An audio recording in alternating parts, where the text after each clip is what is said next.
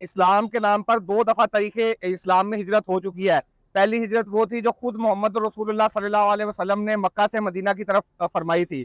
تو جب اللہ کے رسول صلی اللہ علیہ وسلم نے ہجرت فرمائی تو اللہ تعالیٰ نے سورۃ انفال کی آیت نمبر 26 کا مفہوم ہے کہ اللہ تعالیٰ نے یہ نصیحت فرمائی کہ دیکھو یاد کرو کہ جب تم زمین میں بہت ہی کمزور تھے اور تمہیں یہ گمان تھا کہ لوگ ہمیں اچک کے لے جائیں گے, تو ہم نے تمہیں زمین میں تمکن عطا کیا, تمہیں طاقت عطا کی, تمہیں رزق عطا کیا تاکہ تم اللہ کا شکر ادا کرو. اور صحابہ کرام نے اس نصیحت کو اپنے زور سے پکڑ لیا, قرآن پاک کو انہوں نے عملی طور پہ اپنا امام بنایا, خود اللہ کے رسول صلی اللہ علیہ وسلم کی تمام تعلیمات کو اپنایا. تو اللہ تعالیٰ نے اس نتیجے میں, اس ہجرت کے نتیجے میں, صحابہ کرام کے اس عمل کے نتیجے میں پوری دنیا کی امامت جو ہے وہ صحابہ کرام کے سپرد کی.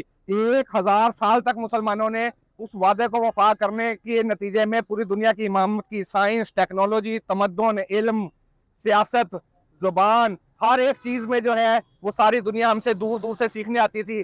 لیکن پھر یہی وعدہ کچھ عرصہ پہلے ہم نے بحیثیت قوم کیا.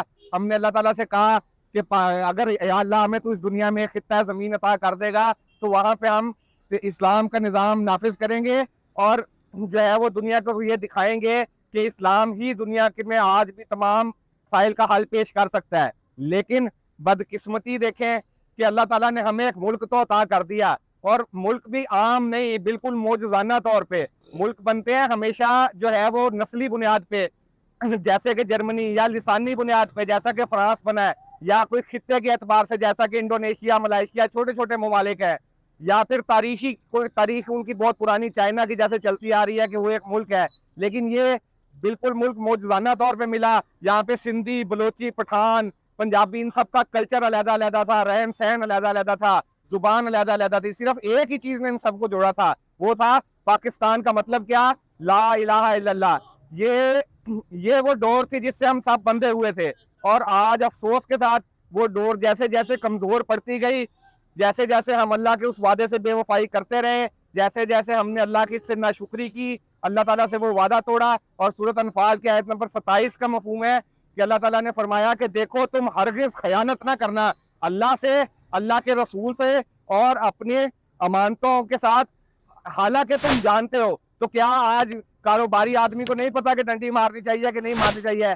آج ہمارا ہر سرکاری دفتر میں, ہر ایک جگہ پہ کیا ہم نے اللہ سے خیانت نہیں کی؟ ہماری عدالت, ہماری کچہری, تھانہ, پولیس, کوئی بھی نظام, کوئی بھی جگہ, پرائیویٹ ہو یا سرکاری ہو, کیا ہم نے اللہ تعالیٰ سے خیانت نہیں کی؟ تو اس خیانت کا نتیجہ یہ نکلا کہ وہ ڈور جس سے ہم سارے کے سارے بندھے ہوئے تھے لا الہ الا اللہ کی بنیاد پر, وہ ڈور کمزور سے کمزور ہوتی چلی گئی, وہ پیچھے سے پیچھے ہوتی چلی گئی, اور یہ ملک جو ہے وہ ہمارے ہاتھوں سے نکلتا چلا گیا. وہ ڈور ایک دفعہ کمزور ہوئی تو بنگلہ دیش بن گیا. دنیا میں 2 کوریا بھی تو موجود ہیں, شمالی کوریا اور جنوبی کوریا, 2 جرمنی بھی دنیا میں موجود رہے ہیں. تو 2 پاکستان کیوں نہیں ہو سکتے تھے؟ اگر وہ ہم سے علیحدہ بھی ہو جاتے تو کم سے کم پاکستان تو رہتے. انہوں نے اس نظریے کو ہی ڈبو دیا. یہ کتنا بڑا صدمہ تھا. یہ اللہ تعالیٰ کی طرف سے ہمیں ایک وارننگ تھی, ہم نے اس سے بھی کچھ نہیں سیکھا. وہ ڈور اور کمزور ہوتی چلی گئی. آج آپ دیکھیں کہ سندھو دیش کی بات ہو رہی ہے, کراچی کو علیحدہ کرنے کی بات ہو رہی ہے, آج بلوچستان میں تحریکیں چل رہی ہیں کہ خیبر پختونخوا میں جو ہے وہ علیحدگی مانگی جا رہی ہے, کیونکہ یہی پاکستان بننے کا جواز تھا, یہی ہمارے سارے جڑنے کا جواز تھا. اور جب کسی چیز کی وجہ جواز ختم ہو جائے تو اس چیز کے وجود کے امکانات تقریباً نہ ہونے کے برابر رہ جاتے ہیں. آج یہ ملک ریت کی طرح ہمارے ہاتھوں سے سرکتا جا رہا ہے. وہ کشمیر کہ جس کو ہم 70 سال تک اپنی شارک کہتے رہے, آج باقاعدہ طور پہ بھارت کا حصہ بن چکا ہے.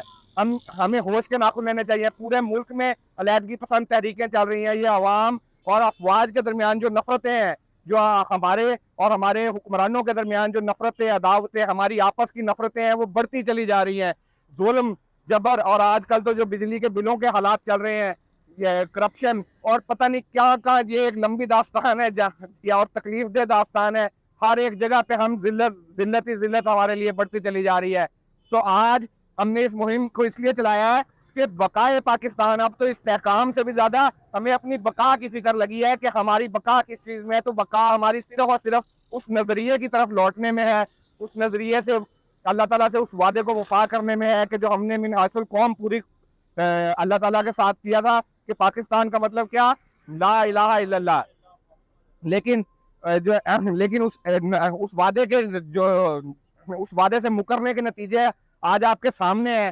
हमारा ना दुनिया में हमारा कोई मुकाम है, ना दुनिया के किसी अहम फैसले में हमें बैठने दिया जाता है। अब और फिर ये सूरत ताहा में अल्लाह ताला ने फरमाया कि जो भी कोई हमारे जिक्र से मुंह मोड़ लेगा हम उसकी मईशत तंग कर देंगे। तो आज आप हमारी मईशत का अंदाजा लगा लें कि हमारे वज़रा आज़म हो, हमारे हुक्मरान हो, सारी दुनिया में कशकोल उठा के घूमते हैं, भीख मांगते फिरते हैं और मुआशी हालात हैं कि फिर भी बिगड़ते चले जा रहे हैं। तो इससे पहली बात ये अल्लाह ताला का पहला वादा तो पूरा हो गया। और इससे आगे सूरत ताहा में अल्लाह ताला फरमाते हैं कि जो लोग फिर हम उनको क़यामत के दिन अंधा उठाएंगे और वो कहेगा आदमी कि या अल्लाह मैं तो देखता सुनता था दुनिया में, मुझे क्या हो गया, मैं अंधा क्यों हो गया? तो अल्लाह ताला कहते हैं कि तुम्हारे सामने तो आयात आई थी तो तुमने उनसे मुंह मोड़ लिया, तो अंधों वाली बात है। तो आज हमारे सामने अल्लाह की कितनी निशानियां है। अल्लाह ने हमें जमीन का वो खित्ता अता किया है, सब पहाड़ भी मिलते हैं हमें, जो है वो खुश्क पहाड़, मैदान, सहरा, इतनी बड़ी साहिली पट्टी, दुनिया जो मादनी वसाइल दुनिया में जिसकी कदर बढ़ती है वो हमारे मुल्क में पहले मौजूद होता है। यूरेनियम, लिथियम, अल्लाह ताला ने गैस के इतने ज़खायर दिए, नमक जिसके लिए पूरी दुनिया तरसती है, और पता नहीं कौन कौन से इनाम अल्लाह ताला ने किए। लेकिन लेकिन एक चीज ज़हन में रखें कि जितना इनाम सख्त होता है उतना ही फिर उसका हिसाब भी सख्त होता है। तो आज हम आप सब ये यहाँ से अपने अल्फाज में पैगाम इस कौम तक पहुँचाएं, इन लोगों तक पहुँचाएं कि वापस मुड़ें, खुदा के लिए सोचें कि हम कहाँ खड़े हैं। अगर यही ऐसा ही सेकुलर मुल्क या हमें अच्छे अस्पताल, अच्छी सड़कें चाहिए थी तो वो तो हमें भारत में भी मिल सकती थी। शायद आज इस काम में तो भारत हमसे आगे चला गया है। आज भारत चांद पे दस्तक दे रहे हैं, आज जो है वो खलाओं को पार कर रहा है और हम जो है वो कहाँ पे खड़े हैं।